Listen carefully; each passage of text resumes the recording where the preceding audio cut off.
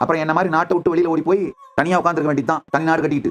இந்த முருகன் ஸ்டேட்மெண்ட் இருக்கு இல்லையா திருவிளையாடல, எனக்கென்ற ஒரு நாடு, என் மக்கள், என்னை எங்க வேண்டுமானால் வந்து சந்தியுங்கள் அப்படின்னு போய் வேணா உட்காந்துட்டு இருக்கலாம் என்ன மாதிரி.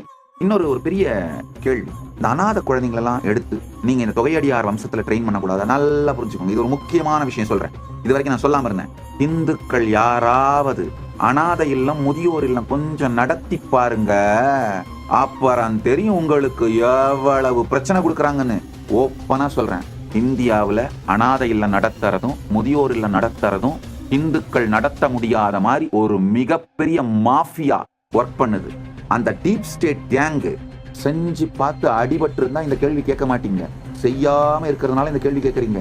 அதாவது எழுதில்லைங்கயா, எத்தனை சமூக பிரச்சனை, சட்ட பிரச்சனைய, சிக்கல்களை கொண்டு வந்து அந்த குருகுலத்தையோ அநாத இல்லத்தையோ முதியோர் இல்லத்தையோ மூடுற வரைக்கும் விட மாட்டாங்க. தெரிஞ்சுக்கோங்க, ஒரு டீப் ஸ்டேட், அது எந்த கட்சி ஆட்சியில் இருந்தாலும் சரி, ஆள்பவர்களை விட பலம் வாய்ந்ததுதான் டீப் ஸ்டேட்.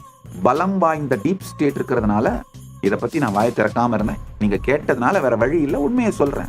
இந்துக்கள் அவ்வளவு சுலபமாலாம் அநாத இல்லங்களோ முதியோர் இல்லங்களோ நடத்திட முடியாதுங்கய்யா. அப்படிலாம் நடத்திட முடியும்னு கனவு கண்டுட்டு இருக்காதீங்க. அதெல்லாம் குறிப்பிட்ட மதம் தான் பண்ண முடியும். வேற யார் பண்ணாலும் டீப் ஸ்டேட் உங்க மேல தொடுக்கிற அட்டாக்கை உங்களால யாராலையும் ஹேண்டில் பண்ண முடியாது.